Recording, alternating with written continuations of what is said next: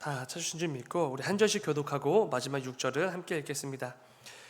엘리사가 이전에 아들을 다시 살려준 여인에게 이르되 너는 일어나서 네 가족과 함께 거주할 만한 곳으로 가서 거주하라. 여호와께서 기근을 부르셨으니 그대로 이 땅에 7년 동안 임하리라 하니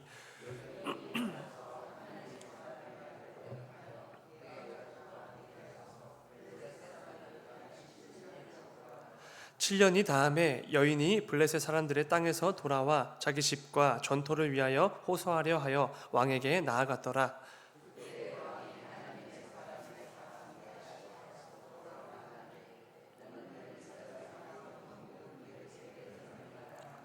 게하시가 곧 엘리사가 죽은 자를 다시 살린 일을 왕에게 이야기할 때에 그 다시 살린 아이의 어머니가 자기 집과 전토를 위하여 왕에게 호소하는지라. 게하시가 이르되 내 주 왕이여 이는 그 여인이요 저는 그의 아들이니 곧 엘리사가 다시 살린 자니이다 하니라. 왕이 그 여인에게 물음에 여인이 설명한지라. 왕이 그를 위하여 한 관리를 임명하여 이르되 이 여인에게 속한 모든 것과 이 땅에서 떠날 때부터 이제까지 그의 밭의 소출을 다 돌려주라 하였더라. 아멘. 아멘. 잠시 기도하겠습니다. 사랑해 주님, 아버지 오늘도 참 귀하고 복된 또 한 날을 허락하여 주심에 주여 진정으로 감사를 드립니다. 아버지 오늘도 이 새벽 예배 이 귀한 기도의 자리에 시간을 통하여서 다시 한번 내 삶을 향한 하나님 아버지의 마음과 뜻을 듣고 그 가운데 분별하여 믿음으로 결단하며 나아가는 이 새벽이 될 수 있도록 아버지 인도하여 주시옵소서. 말씀을 통하여서 다시 한번 하나님을 향한 나의 믿음과 나의 태도와 마음가짐을 점검하는 은혜가 있게 하시고 그 가운데 부족하고 연약했던 부분들을 회개하며 다시 한번 담대하게 하나님 앞에 나아가는 이 새벽이 꼭 될 수 있도록 아버지 인도하여 주시옵소서. 주님 감사합니다. 거룩하신 예수님의 이름으로 기도드렸습니다. 아멘. 아멘. 오늘 함께 읽은 말씀을 가지고 참된 순종 이런 제목으로 말씀 나누도록 하겠습니다. 오늘 본문에는 이전에 엘리사가 죽은 아들을 살려주었던 수넴 여인이 다시 등장하게 됩니다. 엘리사는 곧 이스라엘 땅에 임할 7년 대기근을 대비하여 수넴 여인에게 수넴 땅을 떠나 다른 곳에 이주할 것을 명령합니다. 그리고 수넴 여인은 엘리사의 명령에 즉시 순종하였고 블레셋 땅으로 이주하여 7년을 지내게 됩니다. 이 새벽에는 이 말씀을 통해 하나님께서 주시는 은혜를 함께 나누어 보고자 합니다. 본문 1절을 다시 보시면 이렇습니다. 1절입니다. 엘리사가 이전에 아들을 다시 살려준 여인에게 이르되 너는 일어나서 네 가족과 함께 거주할 만한 곳으로 가서 거주하라. 여호와께서 기근을 부르셨으니 그대로 이 땅에 7년 동안 임하리라 하니. 여기서 엘리사가 사용한 표현 중에 거주할 만한 곳으로 가서 거주하라 이런 단어가 있습니다. 이 거주하다라는 동사는 성경에서 나그네, 표류자, 거류자 이런 의미로 사용되는 단어입니다. 나그네와 체류자라는 단어는 다른 단어처럼 보이지만 사실은 같은 의미의 단어지요. 한 곳에 정착하지 못하고 상황에 따라 정처 없이 떠돌 수밖에 없는 불안정한 삶을 살아가는 그런 사람들을 가리키는 단어입니다. 나그네와 체류자의 가장 큰 문제는 그 삶에 안정감이 없다라는 부분이겠지요.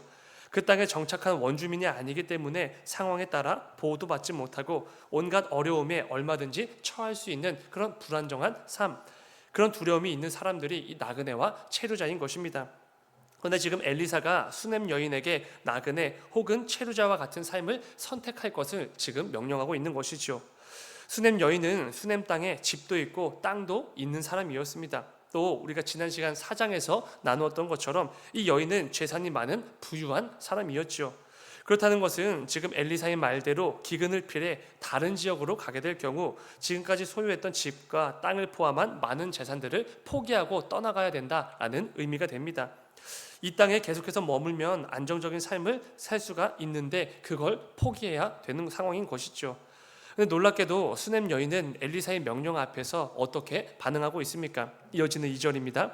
여인이 일어나서 하나님의 사람의 말대로 행하여 그의 가족과 함께 가서 블레셋 사람들의 땅에 7년을 우거하다가 엘리사의 말 앞에서 수넴 여인이 보인 반응에는 조금의 지체함도 없었습니다. 고민했던 흔적도 없지요. 엘리사의 명령을 듣자마자 즉시로 순종했고 안정적인 삶으로 가득한 고향 땅을 뒤로 한 채 떠난 것입니다. 근데 정말로 이스라엘 땅에 극심한 기근이 7년이나 이어졌고 수넴 여인은 엘리사의 말대로 블레셋 땅에서 안전하게 기근을 피해 생활할 수 있게 됩니다. 중요한 것은 여러분, 수냄 여인의 선택이 즉시로 주저함 없이 일어났다고 해서 그 선택이 결코 쉬운 선택이거나 가벼운 선택이 아니었다라는 것을 우리가 알아야 된다는 것입니다. 오히려 굉장히 어렵고 무게가 있는 선택이었죠. 왜냐하면 수냄 여인은 그 당시 그 가정의 가장 역할을 감당하던 사람이었기 때문에 그렇습니다. 1절을 다시 한번 보시면은 엘리사는 이렇게 말합니다. 엘리사가 이전에 아들을 다시 살려준 여인에게 이르되 너는 일어나서 네 가족과 함께 거주할 만한 곳으로 가서 거주하라. 엘리사는 집과 땅이 있는 안정적인 고향 땅을 떠날 것을 명령을 하는데 그 고향을 떠난다는 것은 한 가정에게 굉장히 큰 일이지 않습니까? 어쩌면 그 가정에게 가장 중요한 일일지도 모르죠. 근데 엘리사는 지금 이 가정의 남편이 아니라 수냄 여인에게 이 명령을 하고 있죠. 그리고 이 여인에게 가족을 챙겨서 그들과 함께 떠날 것을 말하고 있다는 것입니다. 이걸 통해 알 수 있는 것은 그 당시 그 집에서 가장 역할을 수냄 여인이 감당하고 있었구나, 이것을 우리가 얼마든지 알 수 있습니다. 또 이어지는 3절을 보시면은 이렇게 말씀합니다. 3절입니다. 7년이 다음에 여인이 블레셋 사람들의 땅에서 돌아와 자기 집과 전토를 위하여 호소하려 하여 왕에게 나아갔더라. 엘리사의 명령에 순종하여 블레셋 땅으로 떠났던 수냄 여인이 7년의 기근이 끝나고 다시 고향 땅으로 돌아오게 됩니다.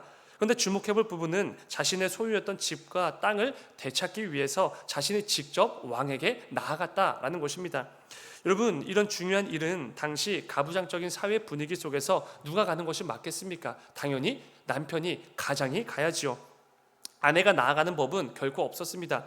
그럼에도 남편이 아니라 수냄 여인이 직접 왕에게 나아갔다라는 것은 수냄 여인의 남편이 대신하여서 지금 가장의 역할을 감당하고 있었다라는 것이죠. 오늘 말씀을 통해 충분히 알 수 있는 사실은 이때 당시 수냄 여인의 남편이 죽고 없었다라는 것을 우리가 얼마든지 알 수가 있습니다. 특히 4장 말씀에서 수냄 여인의 남편을 소개할 때 아브라함에게 사용된 동일한 늙은 사람이라는 단어가 사용된 것으로 보아 그때 이미 굉장히 노쇠한 상태였을 것입니다.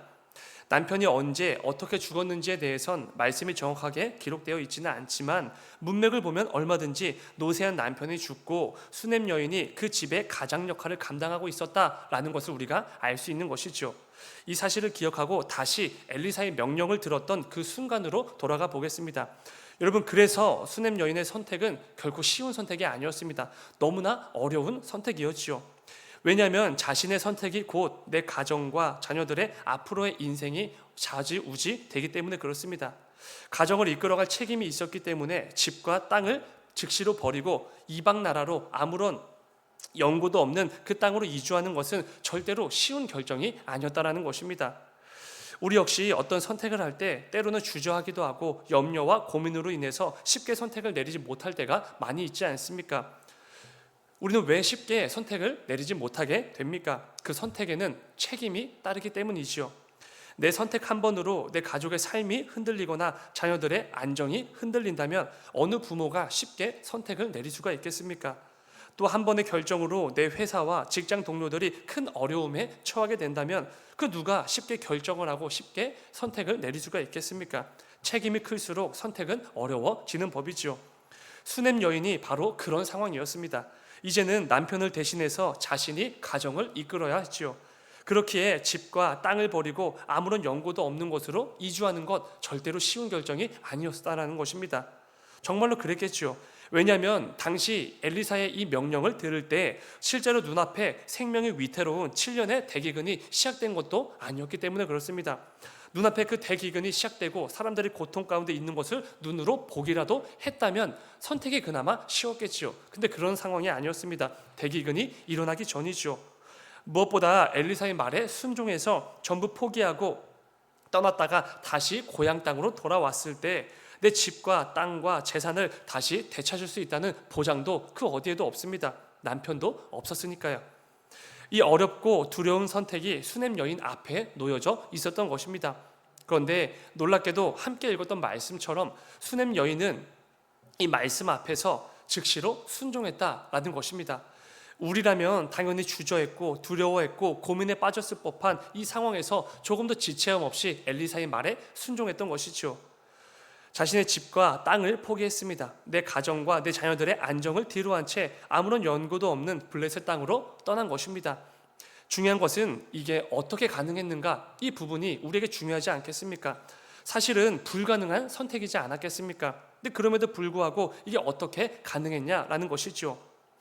수넴 여인이 엘리사의 명령 앞에서 조금의 지체함도 없이 즉각적으로 순종하여 안정을 버리고 떠날 수 있었던 이유는 오늘 말씀에 담겨져 있습니다. 수넴 여인은 엘리사의 말을 단지 어떤 한 위대한 선지자의 권유 정도로 들은 게 아니었기 때문에 가능했던 것이죠.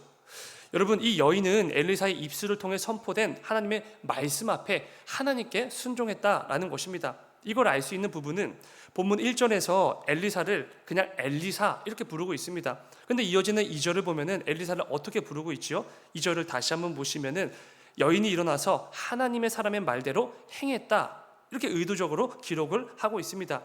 1절에서는 엘리사로 기록했다가 엘리사의 말에 순종했었던 그 모습을 표현하는 2절에서는 하나님의 사람으로 의도적으로 부르고 있는 것이죠. 이걸 통해 알 수 있는 분명한 사실은 수넴 여인이 순종한 것은 단지 한 사람의 위대한 선지자가 아니었다라는 것입니다.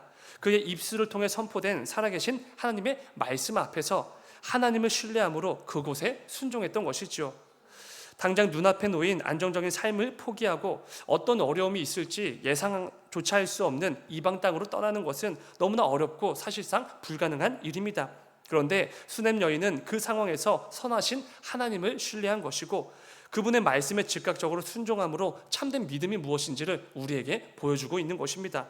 상황이 아니라 사람이 아니라 하나님을 바라보았기에 순종할 수 있었다는 것을 지금 보여주는 것이죠. 여러분, 오늘 말씀을 통해 하나님께서 우리에게 원하시는 참된 믿음이 무엇인지를 다시 한번 생각해 보시기 바랍니다. 또 수넴 여인의 모습을 통해 하나님을 향한 내 태도와 내 믿음의 상태가 어떠한지를 점검해 보셔야 됩니다. 우리는 하나님이 수시로 내게 주시는 그 말씀과 명령 앞에서 의도적으로 모른 척하거나 의도적으로 고민하는 척을 하면서 쉽게 순종하지 못할 때가 너무나 많지 않습니까? 눈앞의 상황으로 인해서 지금 내 형편이나 컨디션으로 인해서 우리는 늘 주저하면서 고민하다가 끝내 순종하지 못하는 모습이 정말 많이 있죠. 또는 내게 주신 말씀이나 도전에 순종하고 싶은 마음이 있기는 했지만 이로 인해서 몰려오게 될 내가 감당해야 될 온갖 문제와 염려거리를 생각하면서 또 한 번 주저할 때도 정말로 있습니다. 그런데 이러한 모습은 절대로 하나님께서 우리에게 원하시는 성도다운 모습은 아니다라는 것이죠. 하나님께서는 오늘 말씀을 통해 저와 여러분도 수넴 여인과 같이 눈앞의 상황이 아니라 살아계신 하나님을 바라보고 하나님의 선하신 뜻을 따라 그분께 온전히 순종할 것을 요구하고 계신다는 것입니다. 여러분, 오늘 말씀을 통해 무엇보다 우리가 반드시 기억해야 될 것은요, 하나님 말씀에 순종하는 자들에게만 주어지는 놀라운 복이 있다는 것입니다. 우리는 늘 이 순종하는 것이 너무나 어렵고 두렵고 힘들 것처럼 느껴지지만 그 뒤에 이어지게 될 하나님의 놀라운 인도하심과 복은 별로 신뢰하지 못할 때가 참 많이 있죠. 오늘 본문 후반부를 보시면은 7년 기근이 지난 후에 수넴 땅으로 돌아온 수넴 여인은 하나님의 인도하심을 통해서 이전에 소유했던 집과 땅을 모두 돌려받게 됩니다. 그런데 뿐만 아니라 7년 동안 자신의 집과 땅을 소유했던 사람으로부터 7년치의 소출에 해당하는 재산까지도 돌려받게 됩니다. 온갖 두려움과 문제를 뒤로한 채 오직 하나님 말씀에 순종했더니 그 심각한 기근 속에서도 이전에 자신이 가졌던 재산보다 더 많은 재산을 얻게 되는 말도 안 되는 역사를 경험하게 되는 것이죠. 여러분, 오늘 말씀은 우리가 하나님 말씀에 순종하면 내 재산이 더 늘어난다, 성공한다, 이런 말씀이 절대로 아닙니다. 어떤 상황에서도 어떤 문제 앞에서도 선하신 하나님을 신뢰할 때 그분께 순종하는 자들에게 하나님께서 어떤 놀라운 복을 허락해 주시는지를 잊지 말라라는 것이죠. 우리는 늘 이 사실을 놓칩니다. 선하신 하나님이 지금도 가장 선하고 안전한 길로 나를 인도해 가시고 그 가운데 나에게 그에 따르는 순종과 말씀을 허락해 주신다는 것을 쉽게 놓치게 되는 것이죠. 눈앞의 상황이나 내 생각으로 볼 때 불가능한 일이고 너무나 버거운 일인 것처럼 느끼는 것입니다. 그 뒤에 따라오게 될 하나님의 인도하심과 복을 우리가 놓치고 있는 것이지요. 우리는 모든 상황과 내 생각을 뛰어넘어 가장 선하고 안전한 길로 나를 인도해 가시는 그 하나님을 신뢰함으로 그분께 순종할 수 있어야 하는 것이죠. 그럴 때 우리 역시 하나님께 온전히 순종하는 자들만이 누릴 수 있는 그분의 인도하심과 복을 누릴 수 있는 것입니다. 사랑하는 여러분, 오늘 말씀을 꼭 기억하시면서 부디 저와 여러분에게도 수냄 여인과 같은 하나님을 향한 믿음과 온전한 순종의 모습이 있게 되기를 간절히 소망합니다. 이를 통해서 언제나 내 삶을 가장 안전한 길로 인도하시는 선하신 하나님의 살아계심을 매일 매순간 경험하는 저와 여러분의 삶이 꼭 될 수 있기를 주님의 이름으로 축원을 드립니다. 잠시 기도하겠습니다.